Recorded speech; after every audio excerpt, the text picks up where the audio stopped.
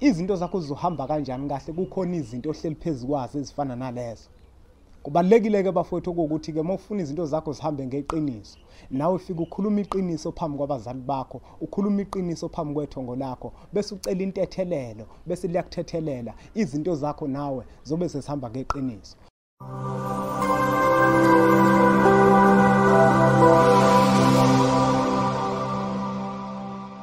Kwathi angithi kunina benkashana kamenzi yaphuza umlazi angameva yabhula umlilo ngamahlamvu abanye bocima ngamanzi nina belembe leqa amanye amalembe ngokukhalipha ushaka kashayeka ngemanzi ngesaba ukuthi ushaka kuyinkosi asemashobeni. Ngiphinde nginibingelele umhlaba wonke nasendaweni zonke la kufinyela khona lomfanekiso oqoshiwe.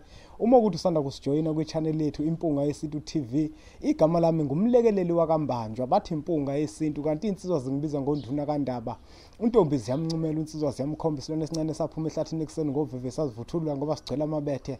Ikholo elikholwa ngenhliziyo engalibhanda kancane esontweni ugqamgqama umsathengakane lakha lathi ngahamba litheselo sitha lathi ngahamba. Bathi umjabulelo ngumamatheka komkakhe ngoba njalo memamatheka kuthi faca umshana wako ufuze fulele omashiya amahlangathi azoshumayela. Umzukulu kaMdumo, umdumo kaThumbu, uThumbu kaPheshe, uPheshe kaMagwiyane, uMagwiyane kaVaphi, uVaphi kaNokhonjo. Kuhlala kuyintokozo ngaso sonke isikhathi bafowethu ukuthi ngibe ingcenye la kwi-channel yethu Impunga Yesintu TV. La sifundisana khona ngezinto nje ezithinta isintu sethu thina njengabantu abampisholo, sibuye sicancathane kwezinye zezinto esizenzayo thina sabantu othola ukuthi zamaphutha zosiqhatha nabazali bethu, ziphinde futhi zisiqhathe nomkhulu womkhulu, zisiqhathe namathonga alele phansi kwethu lomhlaba. Namuhla bafowethu ngifisa nje ukusika elijikayo, angifisi ukuthi ngigeqa amagula, kodwa ngesizathu sokuthi la emhlabeni esiphila kona bafowethu kuumhlaba la sesiphila khona kakhulu ngamanga thina sabantu. Uyathola ukuthi iningi labantu libambekile empilweni, iningi labantu liyazama ukwenza izinto kodwa zenzeki. Kukhona umuntu othola ukuthi ufundile waqeda kodwa umsebenzi akawutholi. Khona umuntu othola ukuthi usesithathile isinyathelo phezulu kwempilo yakhe, wahamba wathi uyofuna usizo kodwa usiza akalitholi. Wahamba waya kubathandazi bamthandazela, wahamba waya enyangeni zamgeza, wahamba waya kuyona yonke indawo ngayicabanga, kodwa izinto zakhe stila silungi. Yini yenza ukuthi izinto zakhe zingalungi? Namuhla ngiyimpunga yesintu bafowethu ngifisa nje ukuzosika elijika ngibatshela abantu ukuthi kukhona into bafowethu othola ukuthi ngeke ilunge kwenye indawo. Noma ungahamba uye kumuntu uthi ufuna kusiza kodwa ngeke izilunge lapho la ufuna wena ukuthi usizakale khona. Kukhona into bafethu eyolunga kini ekhaya kini, ilunga kanjani kini? Kukhona into bafethu eyolunga ngokuthi ufike phakathi komndeni wakho, ufike ukukhuluma iqiniso, ngoba abantu abaningi bafethu bahleli phezulu kwemfihlo ezithile. Ngizokwenza umfanekiso. Uthola ukuthi abazali ingane bayithuma bathi ayihambe esikoleni. Lento iyenzeka kakhulu ema-university. Uthola ukuthi umntwana uhambile, abazali bamthumile bathi akaye esikoleni ahamba aye kufunda. Uma efika esikoleni la ehlala khona afika umntwana akipite, afika ahlale nendoda. Uma ekipitile umntwana la efunda khona, athola umntwana abazali bengazi. Athi semtholile lo mntwana bese avela amkhiphe. Wezwa lonto.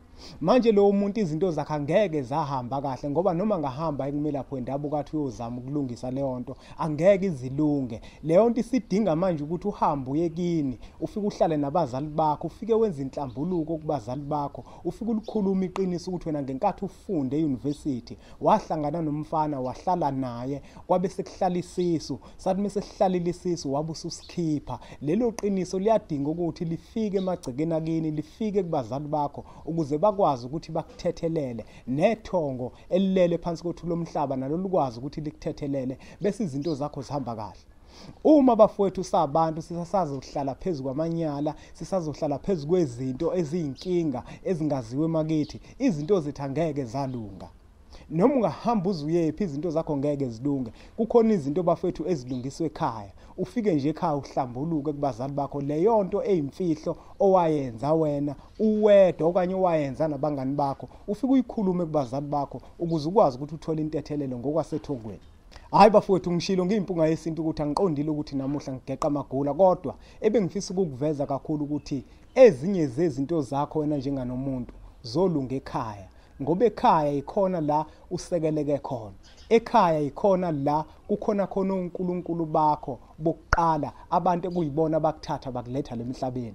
Kodwa wena uma usazoba nezinto ozozenza ufihlela abantu abazali kuwena lezo zinto zakho wazenza wazibona ukuthi azilungile. Izinto zakho mfowethu angeke zize zilunge. Nawe dadewethu izinto zakho angeke zize zilunge. Ukuze zilungeke izinto kubalekile ukuthi uma uhamba uye emuva ekhaya ufike ulikhulume lonke iqiniso wena ko waziya amaphutha akho wena waziya amacala akho ngoba uma ubuka ngempela enkathini yanamuhla abantu bathi mabehambile ikakhulu beya kofunda ubona enkathini yanamuhla kuthiwa abantu abasha imisebenzi abayitholi ingoba bafike benza izinto eziningi ezamaphutha la behlala khona emaresi kakhulu.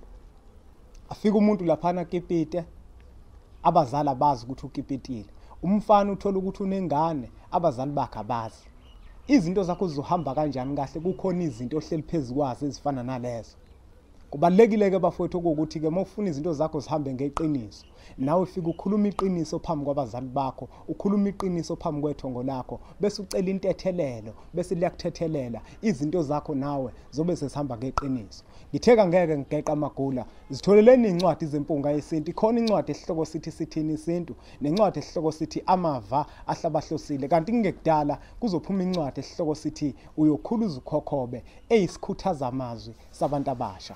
Ake sithi ke nje impunga wayengibeke ngalona mingimbeke yami mahlombe wayengibeke ngalona mingimbeke yami mahlombe wayengibeke ngalona mingimbeke yami mahlombe wafika inyoni yahlala phezu kwathi wafika inyoni yahlala phezu kwathi